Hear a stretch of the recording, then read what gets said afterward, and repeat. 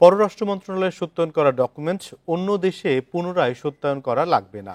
এতে প্রতি বছর বিদেশগামী বাংলাদেশিদের আনুমানিক 500 থেকে 600 কোটি টাকা সাশ্রয় হবে বলে জানিয়েছেন পররাষ্ট্রমন্ত্রী ডক্টর হাসান মাহমুদ।